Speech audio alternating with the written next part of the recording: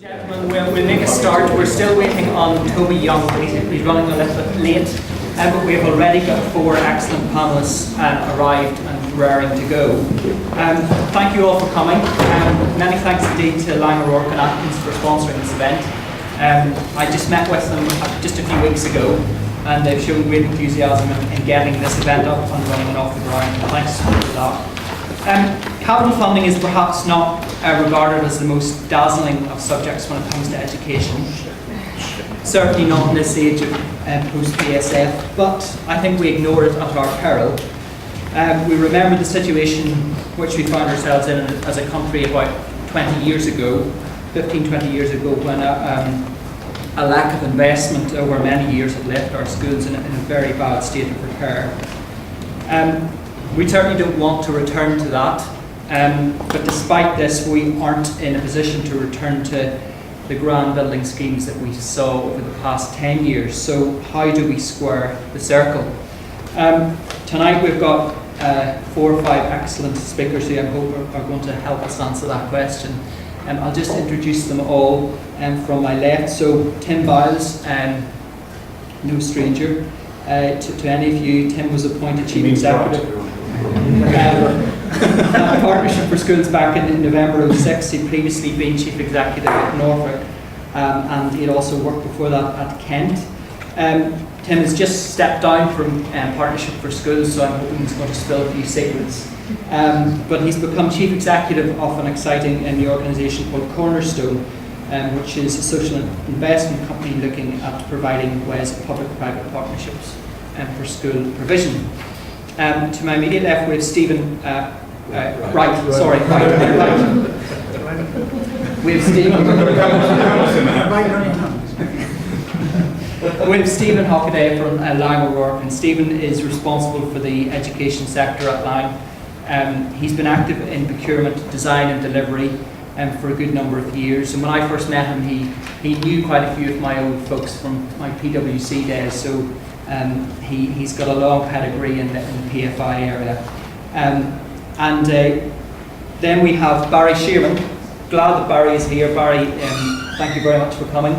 Barry's been a Member of Parliament for Huddersfield, I think, since 1979.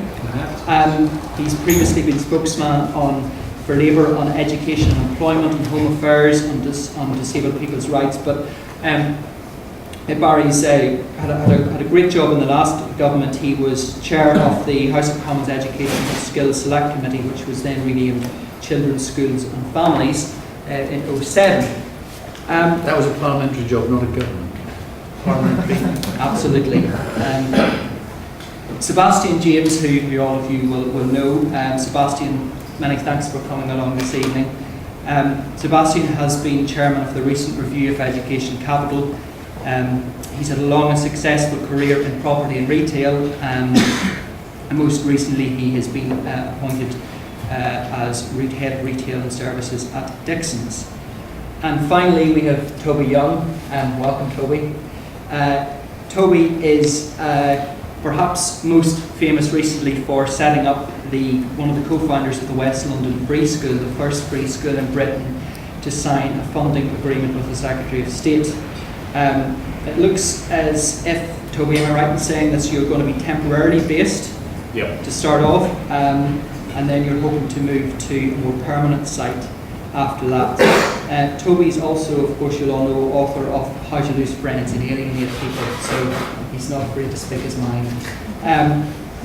Ladies and gentlemen, your panel, give them a round of applause.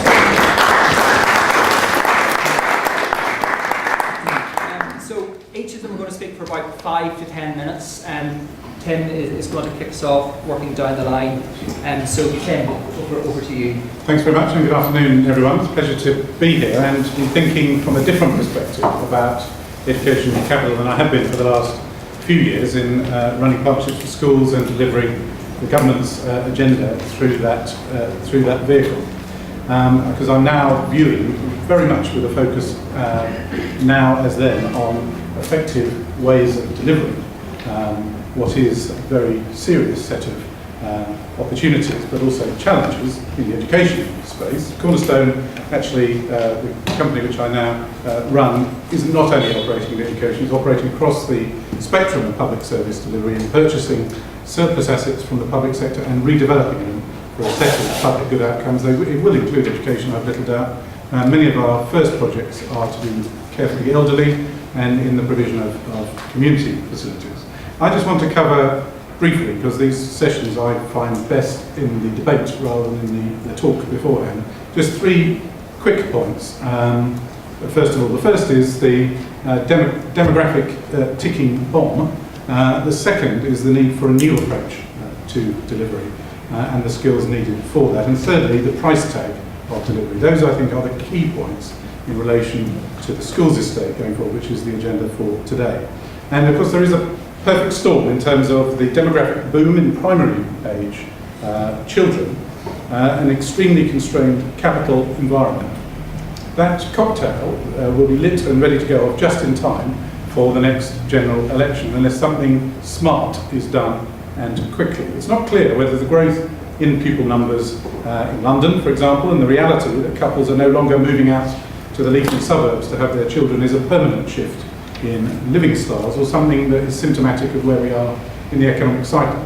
But there is a very real imperative to deal with it, accentuated by the general election in the next few years and the needs of young people who are currently living in London in particular. Because by the next election, pretty much every borough in London will be at crisis point or close to it in terms of having sufficient numbers of primary pupil places. And that problem will in time, by 2017 or 18, start to be felt in our secondary schools as well, where incidentally there are areas where there are not enough places, and there are other areas where there are not enough good places. These are the areas that will be familiar to every parent, where one school is massively oversubscribed and another has falling numbers. Falling numbers to such an extent that closure becomes inevitable, and we need to have an effective mechanism that allows choice and diversity, but also efficiency in the system, where we have a constrained capital environment. Already around 500 secondary schools have got more than 20 to 25% surplus capacity in England. That is space that costs money to maintain and is lying empty. And that's why we need a new approach, an approach that asks fundamental questions about our infrastructure. An approach that might mean establishing a new primary school in an area where there are surplus places, or a health centre, or another community facility. In other cases, the demographic need for additional good places may mean converting spaces that haven't previously been used in an education context and making them fit for purpose. Seeing that example with the charter schools in the States, with free schools in Scandinavia, and in the last 12 months, and the 40-odd projects that BFS has been working on for the Secretary of State for free schools here. We acquired I shouldn't say we anymore, Partnerships for Schools acquired quite a portfolio of properties that are being converted now into school facilities, office blocks, a garden centre, church and civic buildings, working with people like Toby to make sure that we've got some effective and high quality facilities for young people. All possible to convert, but requiring a new mindset, both in terms of the parents who ultimately need to endorse that approach. Otherwise those schools will be empty too, but also in terms of the procurement and technical skill that's needed to make that approach possible in the first place. So the second point, delivery skills. What is needed to make that possible? Well, the individuals who are able to identify and assess sites for their suitability for conversion, professionals who are able to acquire that site on behalf of the group of people wanting to set it up, those people are unlikely to have the range of skills themselves to do that, and specifically to manage a complex public procurement. And thirdly, skills to project manage that process to ensure that everything is in place ready for the planned opening date of the schools. All of those skills currently reside, of course, in Partnerships for Schools. Partnerships for Schools, they're precisely the skills that in the past year have seen a 30% reduction in the cost of procuring individual academies, and most recently working closely with Sebastian James' review, the pilot project in Campsmount. There are also the schools that will see free schools are open their gates to local communities this September, just 18 months after the general election. And I absolutely concur with Sebastian and his review that a central body of skilled technical procurement specialists should take the lead in procuring the delivery of capital for our schools estate, and such a body should bring to bear all of the professional disciplines of the private sector, but in a public sector context. In addition to my frustrations on the constraints that Building Schools for the Future is bound by in terms of EU procurement law, one of the major challenges with the BSF, as it is for academy and free school procurement now, is the question of client capacity and how you can ensure that the promoters of new schools have the tools for the job to be able to fulfil the vision that they've got. And the model of working with each individual local authority as the procuring agent is often a challenge too, because they're coming for the first time, even now, to large-scale procurement. That meant there was an inevitable asymmetry in the relationship between the public and the private sector. And the approach that Sebastian describes will restore a sense of balance between the public and the private sector. The private sector will be dealing with one body as an intimate understanding of the process, instead of having to go back to basics each time a new procurement starts. Now, Partnership for Schools, as everyone will know, is now due to be merged into a new education funding agency, becoming an executive agency, and all of its staff, or those who choose to transfer, becoming civil servants. And while I believe that the civil services are very well set to be an effective commissioner of services, it does have some distance to travel before it could be seen as an effective frontline deliverer, which is why Sebastian's recommendations about professionalism is so important. Not least because the management of commercial risk is a key part of those arrangements, which is where organisations like Cornerstone come in, ensuring that private sector disciplines and entrepreneurialism continue to play a role in supporting the delivery of the government's policy agenda. Yes, delivering a commercial return to investors, but also delivering a social return, locally through the provision of assets and services that communities want and need, that can no longer afford from the public purse, but also through an annual share of profits being donated to the third sector through bodies like the Transformation Trust. Cornerstone also goes with the grain of government's desire to see new mutuals emerge. Cornerstone itself is a mutual, and we will be playing a role in the delivery of public services more widely. And I hope that other similar models will emerge over time. A new breed of public sector entrepreneurs is needed. One of the biggest weaknesses of this policy area is the lack of public sector entrepreneurial activity and the lack of effective risk management from that end of the equation. Cornerstone is founded on the premise that there are surplus public assets that are extremely expensive for the public sector to maintain in these economically straitened times, and instead of them lying empty, Cornerstone is acquiring those assets, turning them into mixed developments, one part creating value, delivering a commercial return, the remainder being given back to the community to create and sustain services that would otherwise be lost, such as a public library, a health centre, or even a genuinely free school. This approach means, in some cases, that free schools will be free. I mean, nearly 300 promoter groups wanting to set up new free schools in just the latest round of application. I'm looking forward to discussing further with the Secretary of State for Education how the private sector on the front foot can contribute to that agenda more directly. But those are my initial comments, so I'll pass straight on to Steve. Thank you, Tim. Thank you, James. I think when we met a few weeks ago, just thought it was an ideal opportunity, particularly with what Actions and have been doing recently in this sector, to share some of the thoughts, because it is still a work in progress, as we discussed. And one of the things I wanted to pick up was something you said about don't make the mistakes that we've made before, because I think that's one of the biggest concerns we've got. The area I'm going to focus on very much more is the new schools. So I'll leave preschools to Toby and others, but it's making sure that we don't end up with some of the buildings that we know we're all involved in the sector. We all look around these schools, and one last week where you've got a food sciences lab in a porta cabin with buckets in the corner for washing. You know, there is still a huge problem out there, and the more we can get of the free schools, the more we can get the refurb where we can, the more we get. It really is all hands to the front to solve it. But when we come to the new schools, I'd like to focus on it's focusing on that long-term solution. Let's come up with something that is sustainable. Yes, it's got to meet the challenge of the capex cost of 30% less, which we challenged ourselves. We believe that's achievable. But let's also do something that's in terms of energy efficiency, that's life cycle, that's going to give a much more sustainable solution. It's also going to meet the carbon agenda. But also, let's also have a think about something that's going to give us flexible solutions that may, in 30 years' time, if the demographics have changed again, that Cornerstone can come in and convert it to a primary healthcare unit, or whatever from that side of it. So it's getting that in, and to do it, we need to pick up a lot of the recommendations that's come out in Sebastian's report. You know, from our side, and I'm sure most of the private sector would agree with that, we welcome the report. I hope we welcome the response as much, which Me too. we believe is that we hope so, because I think between that, and let's not also forget the government's construction strategy that published recently, I think we've got an excellent platform actually to move forward for once. One of the things that's frustrated everybody, I think, is the lack of data. So the lack of data to say, you know, is this school cheaper? We've all heard people coming out and saying X thousand pounds per square metre capex, or X plus Y, what's in, what's out.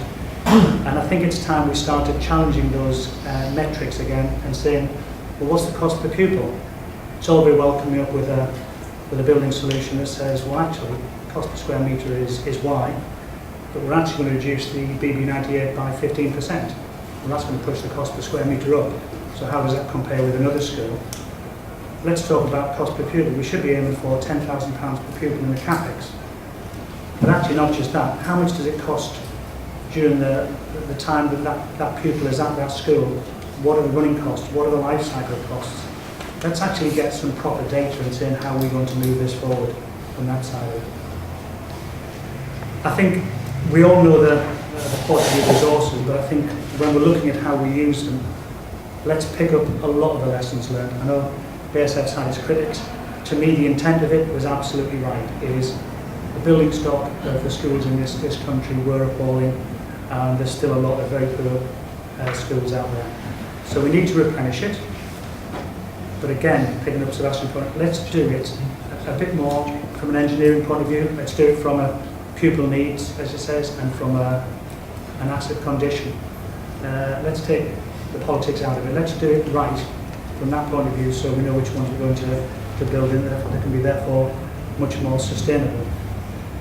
And I think also let's take on board what the private sector's done, because the private sector has done, and we've geared up, we've resourced, we've invested an awful lot. We've got an awful lot of products there that, you know, we're much prouder now than we were when we started on the programme 5 or so years ago. We're now delivering typical large secondary school. We set ourselves a target of doing it a year. And I remember some of my first PFI schools, we just about did it in 2 years, and then it was 18 months. And we're now talking about delivering the delivery, not the design to be clear, the delivery side of it in a year. And those sorts of achievements, I think, we've got to build on in terms of the platform, the sense of. So I suppose my big plea is, yes, let's take on board all the recommendations. Let's not forget the use of technology for BIM that the government and Paul Morell are pushing so hard. You know, standardisation alongside BIM will give us that much greater certainty of what the cost is going to be, not just the cost to build, but the time, the operational cost, the energy uses of it, the carbon content of it. So I think we have a great opportunity to do that. Let's build flexible solutions. We're working on solutions that you can change from, you can put primary, you can put secondary, you can put flexible solutions in. You can have a structure there that you could convert in years to come, so you're not just writing off an asset after 30 years. So you're creating something of value from that side of it. So I think, just in summary, I think let's endorse the report. Let's build on what the government's construction strategy is, and let's use the opportunity. It's the age of a burning platform. When you've got the burning platform, when you come with a lot of good solutions, I think we need to build on that. Thank you, Steve. Right, James, my job is to put some politics into this, not out to take politics out. And also to, I hope, add a bit of history. I mean, when I was chair of the various names select committee for 10 years and saw off 5 secretaries of the state. And the great thing about that was, you know, you had a continuity of the experience over quite a long period of time. What you realise is all these ministers, you know, churned and disappeared, and so did the civil servants actually. You know, you say, where was that man that actually knew something about, you know, or that woman who knew something about that? And oh no, well, the career development, they were doing something totally different now. So the continuity in all these things and sense of history in the department was absolutely bloody awful. Because people used to give evidence to the committee. Remember, we looked, was it 4 years ago, 5 years ago, looked at when BSF was really just in its infancy. We looked very carefully at BSF and tried to evaluate it. We went around looking at some of the early academic, as not much of BSF had been completed. We even went to Northern Ireland and the Republic of Ireland to have a look at new build schools. And some of the lessons that we learned there were, have a sense of history. In this country, when we started building, having a vast building programme in a country, funnily enough, nobody in the Department of Education knew how to do it. Why? Because they'd never done it. There is no history of expertise of building schools in the Department of Education. Why? Because local authorities did it. That's the truth. And so we had to reinvent a way of a central department learning how to do these things. And thank God Tim came along, because he produced some real experience. And why did they appoint him? I suspect because he's a very clever guy, but he also was the chief executive of a leading local authority, and they needed that experience. So let's just put it in context. And one of my real concerns about the James report, and there's some good bits in the James report, so some of them, I felt very worried about. I mean, look at the membership. I mean, do I want my school environment to be designed by people from Dixon's, Tesco's, and Mothercare? I think, for God's sake, how many blights on the landscape do we need in retailing to be taken across to the educational sector? But we'll hold that. This is partly animosity. Tesco want to build a hideous, vast superstore in my own constituency, so please take that. Block it, please. Pray that. Pickles has just called it in, so I'm happy about that. But no, I do worry, getting rid of everything. What I like, when we did evidence and took evidence and we wrote our report, we rather liked the fact that probably, I think, the brightest education minister that ever came in front of my committee, David Miliband, actually believed in the transformational nature of education. We actually thought that was rather inspirational and rather good. We rather liked the fact that these weren't just the construction projects. They were going to actually be transformational, to transform the community, very often deprived communities in which these schools were going to be built. They were going to transform the nature of teaching and learning. And for God's sake, the nature and quality of teaching and learning have been wanting for a very long time. And tacked on a little bit later, yes, shouldn't schools be absolutely models of carbon reduction? Shouldn't they? And shouldn't the schools be about the people in them, both the staff and the students?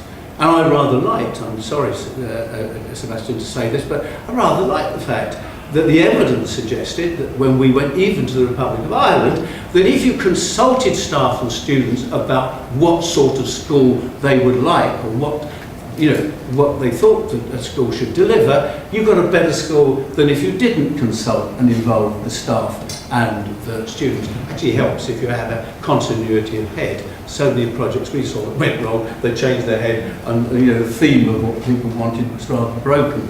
But we rather thought that was good. We even went to two schools in the Republic of Ireland. Anyone thinks the Republic of Ireland those days, it was the miracle economy. I saw from central direction, not local involvement, because there was no local involvement of the students or the staff, some of the worst modern schools I've ever seen in my life, built not far outside Dublin.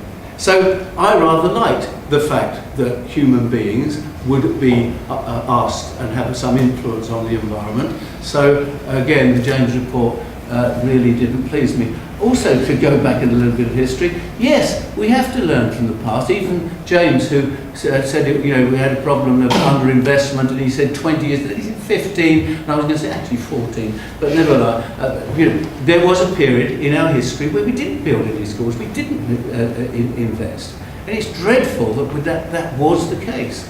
And in the past, a number of years, whether there were mistakes made or not, and some mistakes were. Some of the vanity products at the end of not so much the BSF line, but some of the academies, I thought were a little over-ambitious and too expensive, and I'm very glad that the Conservative Central Office asked those freedom of information questions, as they did about architect fees, and found out that in very many cases they weren't overpriced at all. So I'm worried that we will lurch back, because people don't understand the history, lurch back into a period when we don't consult, we don't involve, and we build flat-pack schools that nobody really loves. And I think people should love their environment. I should imagine if you ask Toby or you ask anyone in this environment, you know, a lot of us fight like mad to get there.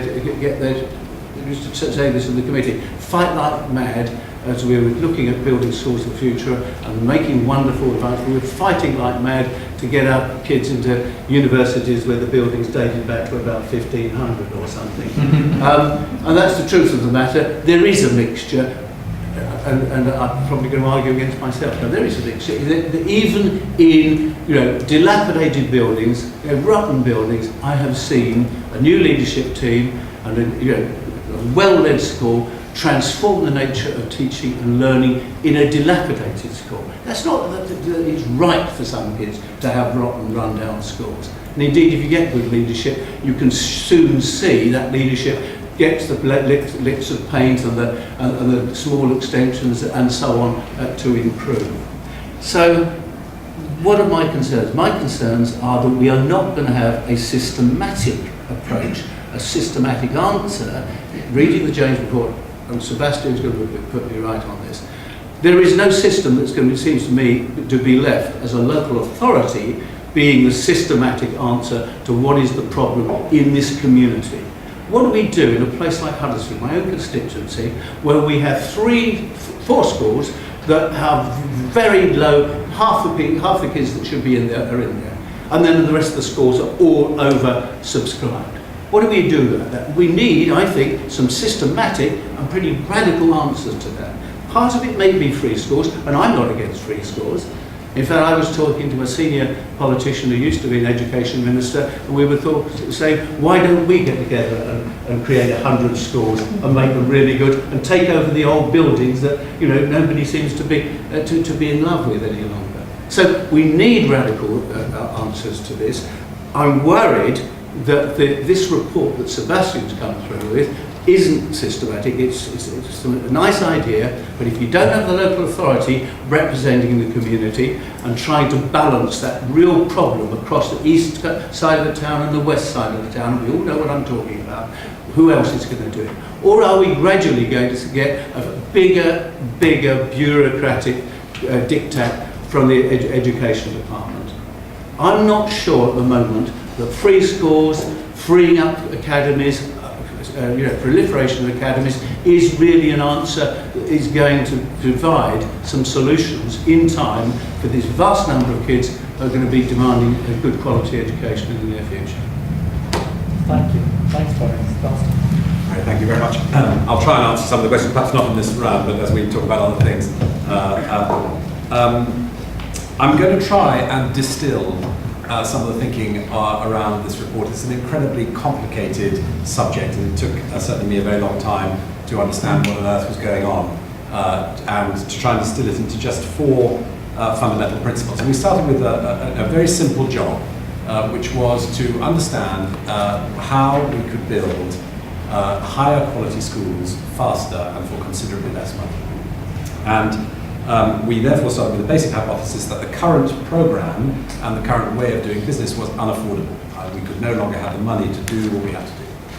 The second hypothesis was that there was significant waste of both time and money and quality in the current process, and that was our second hypothesis. And the third, which was more optimistic perhaps, was that we could fix some of those problems by taking a more systematic approach, and one which was passionately and wholeheartedly committed to the goal of creating better schools faster for less money. So that was our goal.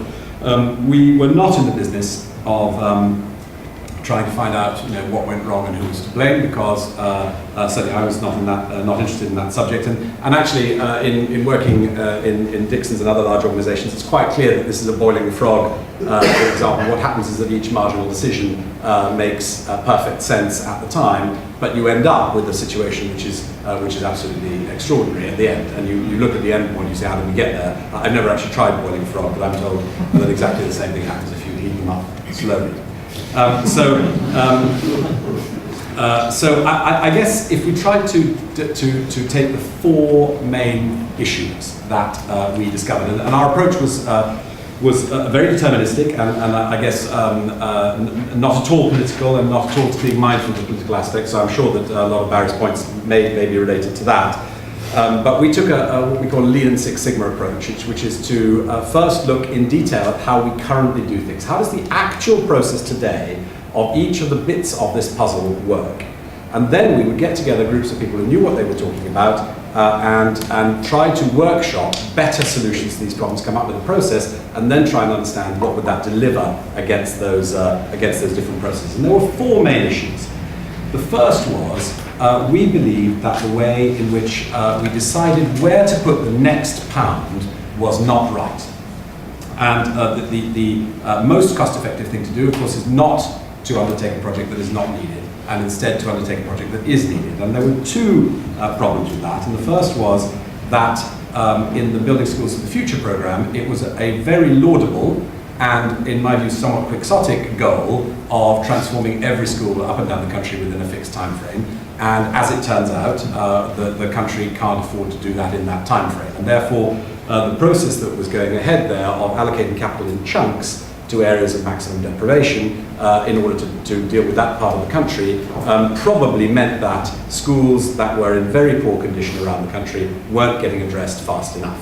And so we felt that it was important to find a way in which you could say, what is the next most urgent school, and allocate capital to that so that you could deal with schools in a poor state of condition. The second problem with the funding allocation is that for maintenance allocation and all forms of devolved capital and smaller projects, the capital was devolved in up to 17 different pots through a 157-stage process. And when we got the workshops together of people who dealt with capital allocation, many of them had never met and didn't know what their part of the process did. They didn't know where the information that they produced so painstakingly actually went, or what anyone did with it. And in some cases, people did a lot of work and that information went nowhere at all and wasn't used by anybody else. A slightly tragic state of affairs, particularly in that workshop when they realized that the work that they'd been doing for a number of years was in fact not used by anybody else. So it was a very interesting process. And we believe very passionately that the right way to do this in the future is to pull together a single pot, to the extent possible, a single pot of money which is allocated using a fact-based need analysis based on the number of students that are required in a particular area and the condition of the estate. And we believe that those two factors should determine where the next marginal pound goes. And of course, doing that is quite complex, and I don't think we have time now to work on that, although somebody may ask a question on how that could be done, but we think there is a way.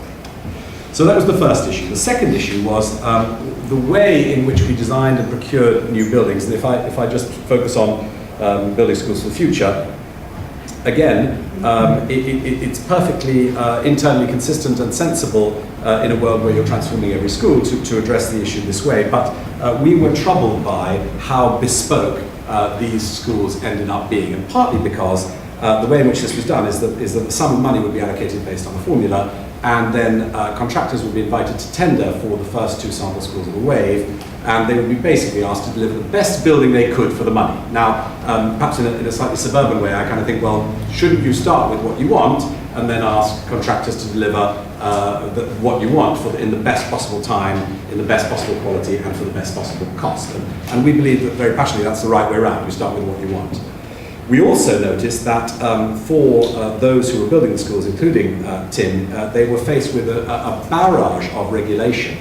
And the fact that every school was bespoke meant that those regulations took an incredibly long time. And you had to put every single school through the gauntlet of these regulations, which kept growing. And I remember seeing one, there's a regulation on, which was lobbied for very hard by the by the Constipation Society for the number of drinking fountains in schools and so on. So a very large number of regulations, some of which were eminently sensible, some of which maybe were luxurious in the context of the capital that we have available.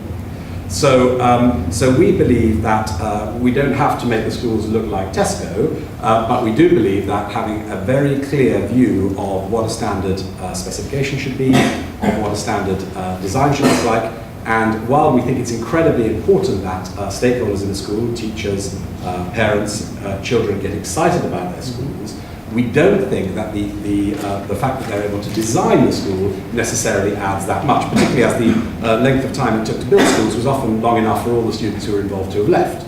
And actually in one local authority, 1/3 of the head teachers had left, having designed the school and left their successors with their own designed school. So we believe that actually pulling together the collective experience of all teachers to build as close to the state of the art of each school and learning, crucially learning, each time you build a school, what was wrong with the last one, and what could we do to make that better? Putting that into a standard template and then rolling that out will create better quality schools, faster, and above all, much cheaper, because the contractor base will then be competing on how clever they can be at delivering that cheaper, quicker, and to a higher quality standard. So that we believe that very, very passionately. Now, it doesn't mean they will have to look the same, but it does mean that you need to have very standard features. So in the UK, for instance, a standard classroom size varies from 60 to 120 square meters. In France, they're absolutely fixed 90 square meters. Now, I don't know what the right answer is, but there are people who are extremely experienced and who understand the right specification for a science block, for a toilet block, and for all those things that you have to put in a school, who can get this right, or who can get it as good as it can be. And I remember going to a school in Swindon, which was fairly recently built in the last couple of years. And it was very sad to see some basic mistakes, which I think I would definitely have made if I'd been designing the school the first time, but actually if I'd gone and asked the head teacher afterwards, I wouldn't have made a second time. And this is the kind of thing that collective experience can iron out. And I'll just give you some examples. Rehearsal rooms for music weren't soundproofed. And extraordinarily basic, but it meant that you couldn't use anything. There was a beautiful curved walkway where children could go, but it created a horizon, which meant that round the corner, the big children were beating up the small children, and so on. There was a series of issues with the school. And the head teacher was sort of in despair. And it broke my heart that there were much better schools built before that school. If we'd taken the learnings, we could have made those better. I know that Tim was very passionately involved in trying to get this to happen, but of course, unless you have the teeth to make it happen, you can't succeed. So that was the second thing. The third thing is who should deliver the projects. Therefore, if we want to get the learnings, in our view, we need to create a really strong, intelligent client. And this is a construction industry word. The most powerful way of delivering cost savings is to be an intelligent client, to work not only on standards and specifications, but also on the way you build. And if we can work with contractors and learn from every single project, we can actually make savings on each successive school. I was talking today to Hampshire, a local authority in Hampshire, and they said we build approximately one primary school a year. And they have a standardized design. It's very good looking, so it looks like something off of Grand Designs actually, but it's a standard design. And they said, we're proudly and rightly, they said in the last 10 years we've built 10 of them. Imagine if they were building 80 a year. Imagine how quickly and how much better those schools would be if that experience could be distilled into the very next school. All of those schools have been built up till now. So we were very excited about the idea of getting that learning and doing it in a very formal way. And then the final thing was, we thought that the way in which we looked after our buildings was frankly a disgrace. And we thought we were troubled by the moral hazard that we found, where if you let the building collapse for long enough, you can hope to get a new building. And we were troubled by the converse, which is where the building's in bad condition, therefore pupils begin to leave, therefore you get less money, therefore you can't start up your building anymore, and therefore pupils leave, and so on. So we found that there were lots of ways in which there was no consistency of either how we collect data on how we look after the buildings or how well we do it, and that was a real problem. And we have some thoughts on how you may be able to solve that issue. So fundamentally, the problems for us, I think, were around the variability in the delivery, and I know that Tim was also very passionate about this, was doing a lot of work in trying to fix this, and generally the high cost when you compare with other similar economies delivering similar projects. I can go on very much longer, but I'll stop there. Plenty of time for questions. Toby. Yeah, I thought I'd talk briefly about the difficulties that my group faced in finding a suitable site, and then draw various conclusions about what the best way to solve the problem of the demographic time bomb that Tim mentioned are. We thought that our best bet, we thought we'd be most likely to make some headway if we leased a site. We recognised that if the site we were proposing to lease required a lot of work to bring it up to code, and a lot of money being spent on it by the department, we'd be less likely to make progress than if we found a site which was already more or less ready to go.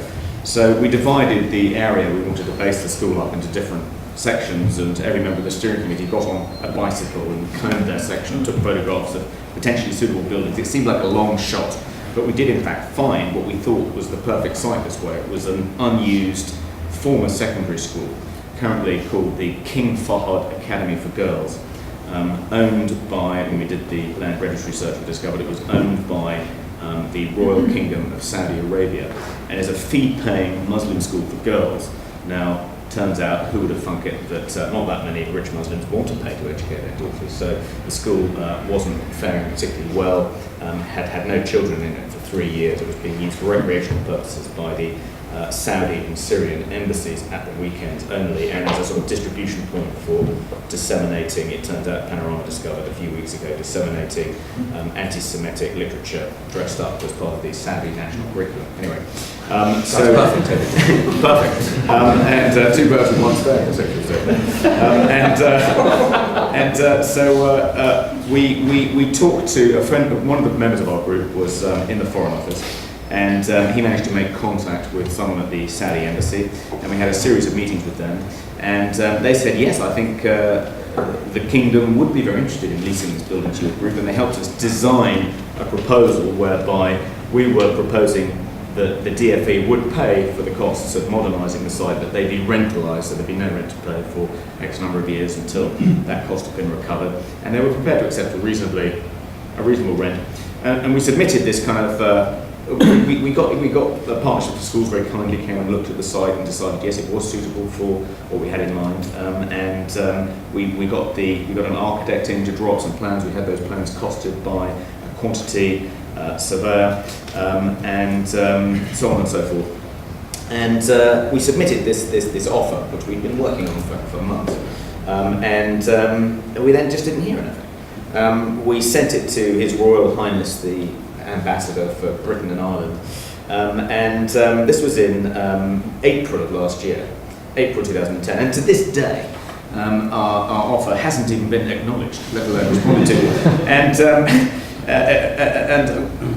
this member of the Foreign Office, who's on our steering committee, got a friend of his who was working in Riyadh to track down the relevant official in the Saudi Foreign Ministry to find out why it was that this offer hadn't been responded to. And he said, oh yes, I know what you're talking about. It crossed my desk the other day, and the problem is no one's ever tried to lease a government-owned building from the Saudi government before, so there's no process in place to deal with a proposal like this. So of course, as soon as it comes to the top of my intro, I just put it straight down at the bottom again. And that was an important lesson. We realised that if we were trying to break the mould and do something that had never been done before, we in fact weren't going to get very far, even if we were proposing to save the taxpayer money. We thought that, so we began to look at other sites. We couldn't find anything like as suitable a site as this, mainly because the costs of converting them were quite high. And you can see the Treasury would be reluctant to invest in converting a building that the taxpayer isn't going to end up owning, because why should the taxpayer spend 5 million converting a building that the taxpayer is then only leasing? It seems it's a hard case to make to the Treasury, and in any event, the Treasury didn't have any appetite for guaranteeing a lease of a school building because they didn't want that liability on the public balance sheet. We thought, well, one way around this problem. I mean, if you can't guarantee the lease, you can still find providers, commercial property companies, willing to lease you buildings, but they build the risk into the cost of the lease, and it becomes very cost ineffective. I don't think perhaps Cornerstone would be more sympathetic to it.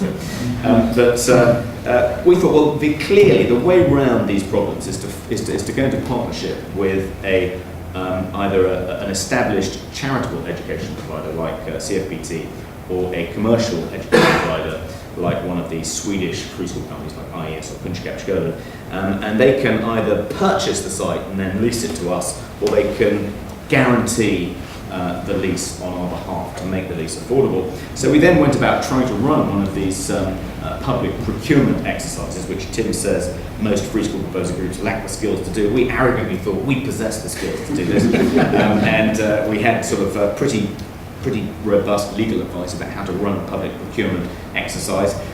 We published an overdue notice. We had 15 proposals. We assessed them with various matrices. But before shortlisting, we decided to talk to the legal department of the DFE to see if we'd done it right, because we didn't want to be challenged. And they said, well, you've done it pretty well. We're quite impressed, given that you're a bunch of amateurs, but we still think you should rerun the entire process from scratch. I said, oh, okay, well, if we do that and we follow your guidelines, would you then indemnify us in the event of some sort of legal challenge? And they said, oh, no, we couldn't possibly do that. We thought, well, then we had to assess what the risk of challenge was. We thought the challenge from a disappointed bidder wasn't that high, but we were advised by our lawyer that we could be challenged by a politically motivated individual who was getting legal aid, and that prospect, given that we were the highest profile free school group, seemed quite likely. So we thought, well, we just can't go down that route. And so then we thought, well, what about co-location? What about finding an undersubscribed school in the local area and trying to persuade the local authority to let us co-locate in that school? They're paying their utility bills to heat the whole building. They're only using 75% of it. Why not let us use 25% of it, and we'll pay 25% of your utility bills? It's win-win. And of course, we got absolutely nowhere trying to persuade the local authority of the wisdom of that approach.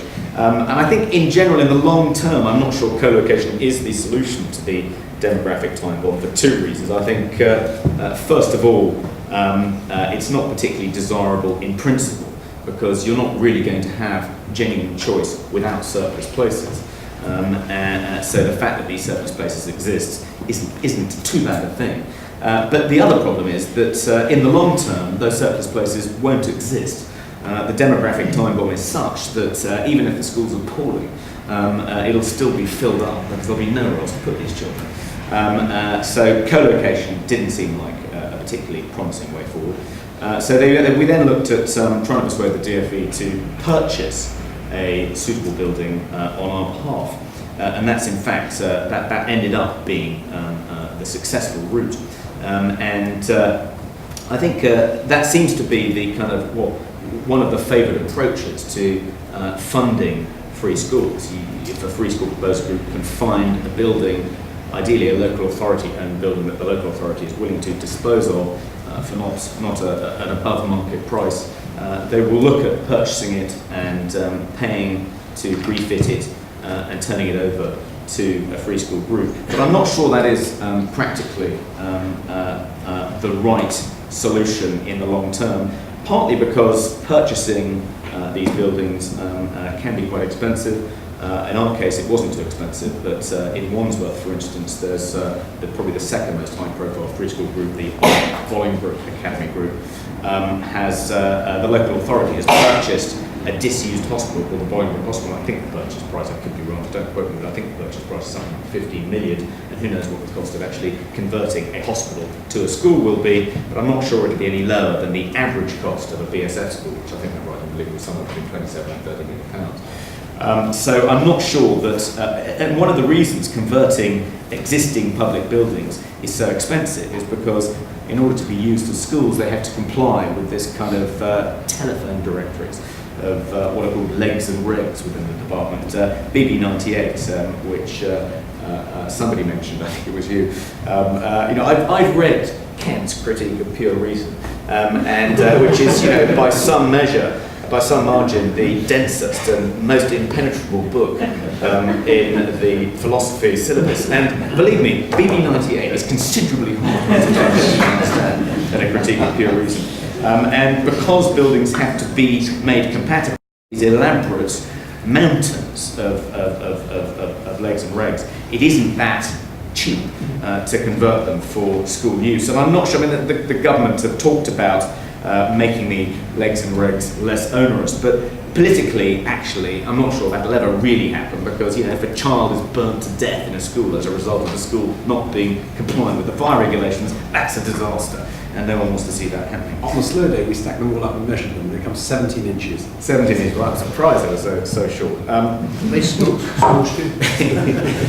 So what it was? So it looks like leasing suitable buildings is out, co-location is out. I mean, I'm optimistic, and I think if anyone can put it off, Tim Bars can. And let's see if Cornerstone succeeds. But I'm not sure that buying up expensive public assets and converting them for school use is necessarily going to work. I think that Sebastian has got the right idea, that the only cost-effective way of dealing with the demographic time bomb is to find a way of building new schools more cheaply. Now, Barry, you raised the difficulty of flat pack buildings that, God forbid, look like Tesco. And you mentioned transformational, a word I was sorry to hear impressed you and your fellow committee members. One of my favourite bits in the James report is when you say that you kept coming across this word transformational, that school buildings could have a transformational effect on teaching and learning and whatnot. And you made considerable efforts to try and find out what it actually meant, but not a single person you interviewed, not a single expert could tell you what it meant. It's a new Labour. Well, they all had an answer, but they were just all different. Okay. Well, if the answer is it has a positive income, a building can have a positive impact on educational attainment, on examination results, then it's complete voodoo. There's just no empirical evidence at all, and I've drilled down to this quite deeply, but believe me, there's no evidence at all that a school building can have a transformational effect in that respect on education. It's simply rubbish.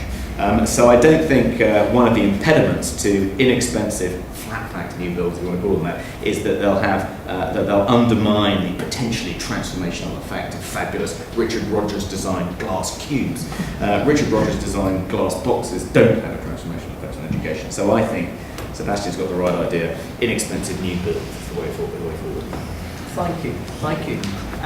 Questions? Open to the floor. If you could say who you are, where you're from, that would be very helpful, sir. Simon Lucas from the White House. I just noticed no one really spoke about how we're going to fund these new schools, and I just wanted to hear the panel's thoughts on it. Funding.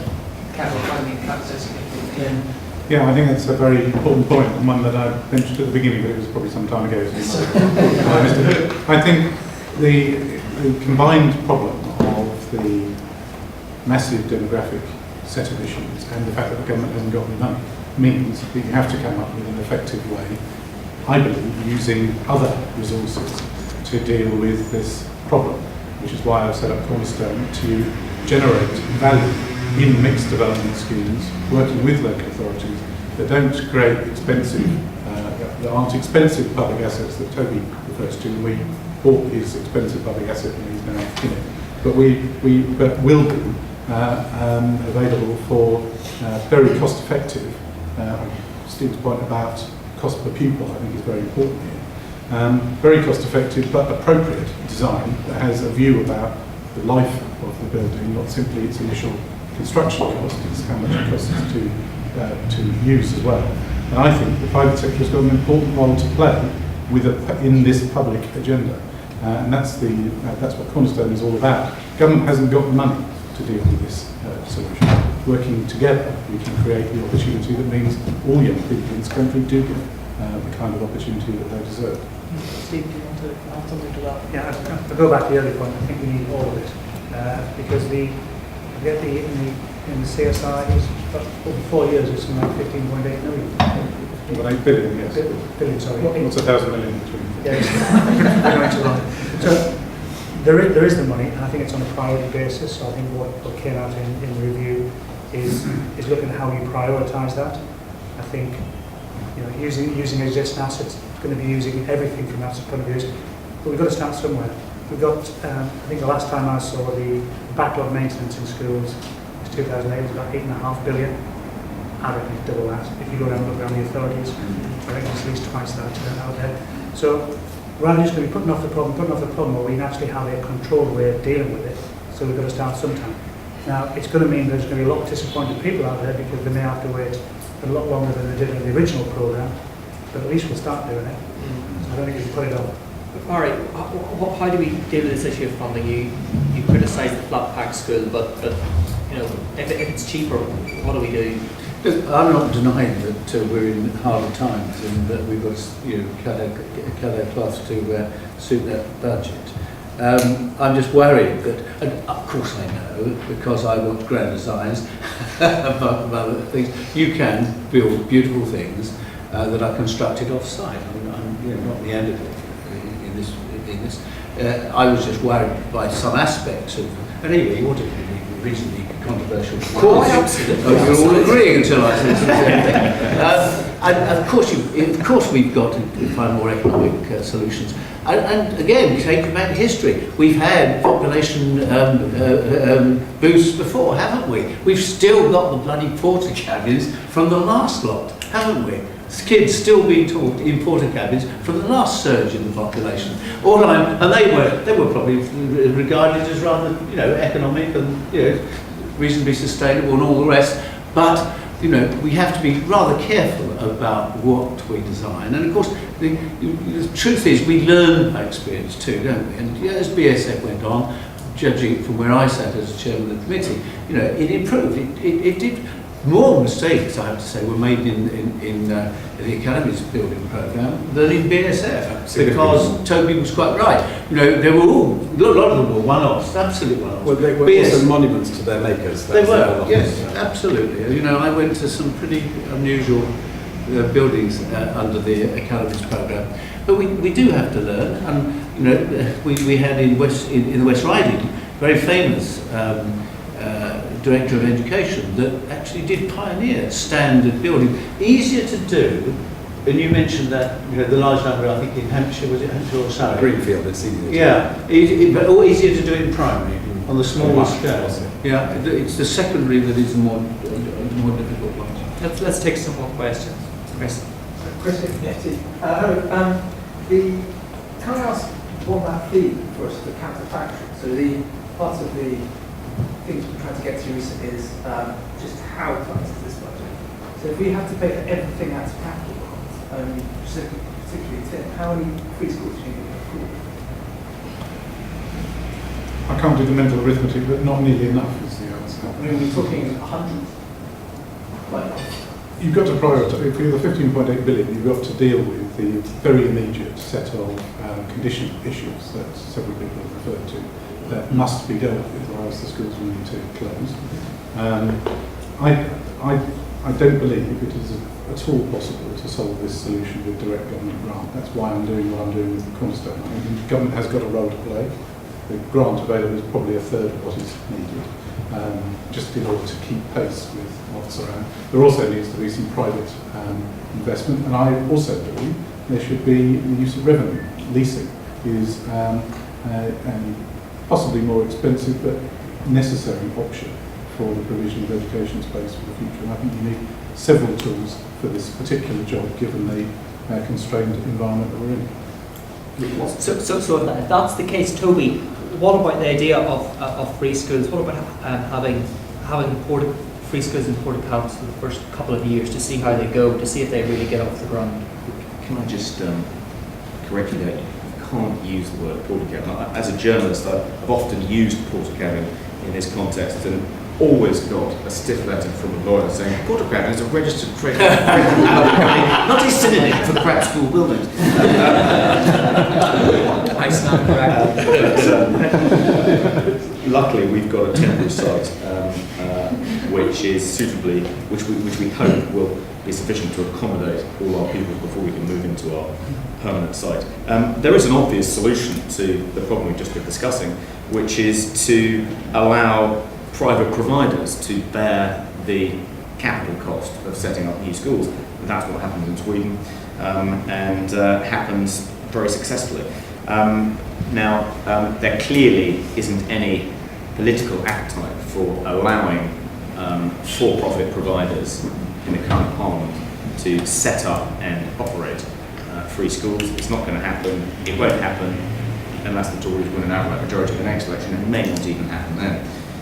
Is there a political appetite for some sort of halfway house in which charitable groups, like the one I'm leading, can enter into partnerships with for-profit providers who bear all or some of the capital costs of setting up new schools? Well, on the face of it, there appears to be, but when you actually try and enter into a partnership as a charitable group along those lines, you run up against one obstacle after another. Now, I think it would be possible for the department to sweep some of those obstacles away, but there doesn't seem to be the political will to do that, at least not at present, not in my experience. Toby, can I ask you this?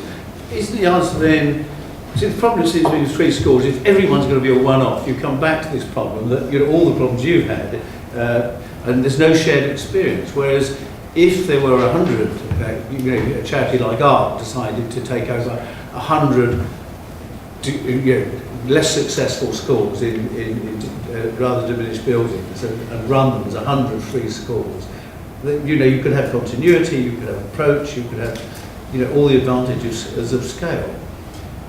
I just want to pick up on this money question. I remember getting a call from somebody in the department who was telling me when the settlement came through from the Treasury, and a lot of hand wringing and how there was no money at all, etc., etc. And I just for fun did the calculation of when the money tails off, and we look at the profile of the capital available to the department over the last 15 years. And it runs along at a relatively low level and then suddenly shoots up. And what we did is we calculated what happens when it comes back down again, so we can now project what happens. And in fact, if you take into account the fact that we think we can save, let's say 30% of our cost, the spending power of the money at its low point looking forward is the same as the spending power in 2007-8, which those of you who are around then will probably remember as a golden age for schools investment in the UK relative to what happened before. So I think there is also a position of mind which says, should we regard what we have as what we have and go and do the very best job we can with it, or waste our time perhaps wringing our hands and worrying about the fact that we don't have so much more? Questions? Amelia Walker from Ofsted. I just wonder if you could say something more about maintenance. We did, you mentioned that it's in the report, we did some work looking at value for money in the school. We were just looking at best practice, but we had to look about it because obviously we employ net teachers to be experts in teaching and learning. They're not necessarily experts in financial management or estate management, nor do we expect them to be. And I just wonder if the idea of a greater level of standardisation would help over time to address this great deficit of maintenance by creating schools that are easier to maintain, schools that it's easier to teach head teachers to learn to maintain with continually reducing costs and development. Definitely, but the time frame is incredibly long, and for that to be true. What I think is true is that you can provide a standard level, some basic levels that tell you what you need to achieve within a year, and you can help, as some of the more enlightened authorities are doing, working with other neighbouring authorities, you can help schools and head teachers to deliver against that goal. And so you see schools like authorities like Hampshire, who 80% of their schools, they maintain to a fixed standard, and they're able to do that job on behalf of the head teacher, and they do, I think, a fantastic job in delivering that. That feels to me like the right way forward for most authorities or groups of authorities. The real problem we had with maintenance, we didn't have a clue. We couldn't find any data. Of the 19 authorities that we asked in our first round of surveys, only 5 could give us any idea of what was spent on maintenance and what the money was spent on. And without that kind of information, without those basic metrics, you haven't got a hope, and we have to start there. What's your take on the maintenance of money? It's interesting, and I'm going to bring the dreaded PFI word because you have got, PFI has its faults, but it's also got a lot of benefits to it. because if you were the PFI, nearly all of that standardised maintenance regimes are in place. What's interesting is some of the authorities that we're working with at the moment, they've got some schools that are PFI and some schools that are design and build. And we all know what's going to happen in 5-10 years' time. Some of them are starting to slice some maintenance budgets off for their design and build ones, but you can have a two-tier structure there. I think where, you might agree or not, Tim, but I think where it went wrong in PFI in particular is to try to transfer too much risk. So we asked for, we put gold tap service in there, which we couldn't afford and we don't need. But I think there's a middle ground there, and whoever comes up with an invention of son of PFI or replacement to it is going to be the hero, because I think we need something like that. We need the private sector contributions, we need that expertise, we need those standards in there. It's finding that middle ground. You don't need PFI to do that. You don't need PFI, you need a maintenance contract. Yes, but you also got, the private sector is not a magic wand, is it? You know, my local authority went with Jarvis. Nothing more needs to be said, does it? Here is a contractor that expanded too fast, got loads of contracts, and when it went bust, many local authorities suffered and schools suffered. But the interesting thing, Sebastian, you said again, interesting, you said to them, you said a good local authority, and that's an important question we have to ask ourselves. You know, all the years that I was chair of the select committee, you know, when you're drilled down in a particular area, what people wanted was a good system of education delivered by an enlightened and progressive local authority. What worries me at the moment, we are putting very little trust, almost ideologically, in the ability of local authority to deliver, and so we're opening up, you know, really a kind of anarchic situation where schools do their own thing, and gradually the more prosperous schools in the more prosperous areas will drop out, leaving the less popular schools on their own. Certainly from a construction point of view, I don't want to deal with the schools issue, but from a construction point of view, I think the whole heart of the matter is that we can't be sure of finding intelligent clients in local authorities. We find some, and then, in fact there are probably many.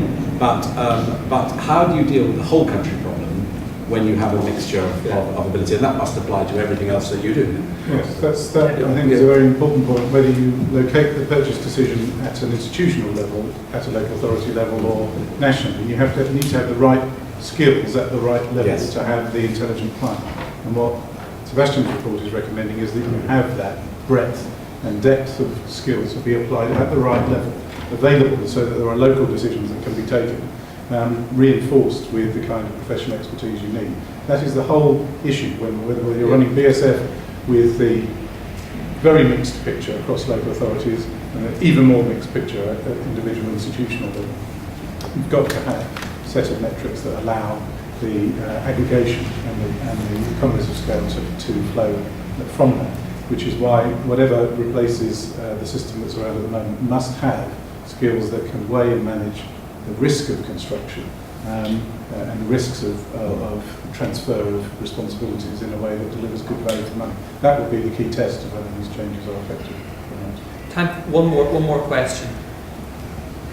Thanks. Liam Dunnison, Babcock Education. Do you think that free school founding groups and sponsors of academies are potentially more able than local authorities to manage as the intelligent client that intervening layer between what the private sector can provide and what the needs of the institution or the system are? Because that seems to be where it's going, and I think that is You've got to have something that helps them. Question. Tim, do you want to take that? You've just got to have something that helps them. Otherwise, we're going to be back where we were when academies began. We had lots of enthusiasm and not a lot of expertise among sponsors in education. The same issue applies for free schools or any level of institutional procurement. That's why you need what I was trying to describe as some kind of aggregating, some kind of integrating mechanism that allows those decisions to be intelligent. So I absolutely agree with Sebastian. But it's quite a difficult thing to ensure. You have to have choice, but you also have to make sure that those decisions are properly done and you don't keep reinventing the wheel. I think the key is not to ask the clients to be intelligent across too many areas. The reason there are so many different bespoke academies which ended up as kind of monuments to the egos of the head teachers, who oftentimes had actually moved on by the time the academies were actually built, is because they weren't just asked to how practically to move the children around the school, or where the playing field should be in relation to the dining area. It was how should we build a school to transform teaching and learning in this environment? And they end up, of course, all these kind of crazy, kind of half-cocked, mumbo-jumbo ideas about education come kind of pouring out, and they become absolutely built into the blueprint of the school. But I just wanted to respond to the thrust of some of Barry's comments, which is that... My answer to your question is a flat no, by the way. You were sort of suggesting almost that the era in which local authorities were responsible for the provision of taxpayer-funded education. I think when there was a good local authority with good leadership, that is exactly the support that people wanted. I think the reason there isn't more public outcry about the erosion of the role of public authorities in the provision of education is because of the cumbersome nature of local democracy. I mean, how many parents who are unsatisfied with the lack of choice in their particular neighbourhood, and the fact that the school they have to send their child to isn't up to scratch? How many actually know the name of the lead member for children's services at the local authority? How many of them would persist when their phone calls and their emails aren't returned? In truth, the only people in any area that can successfully operate the levers of local democracy are members of the political class. And as we know, members of the political class do not send their children to local community schools. Even Christine Blower, who lives in Hammersmith and Fulham and is the General Secretary of the NUT, did not send her daughter to the local community school. And if she worked, I mean, almost no one with any sort of political expertise or any real knowledge of the local community and an understanding of how local government works, almost none of those people actually send their children to the local schools. Well, Christine's not here to defend herself. She's appearing with us at a Conservative conference, so I'll put that through there. It sounds a little bit like the ongoing criticism of Tony Blair not sending his children to it, but he was the first Prime Minister in the history of our country to send his children to state school. Ladies and gentlemen, we've come up against time. Thank you all very much for coming again, and please join with me in thanking our panelists.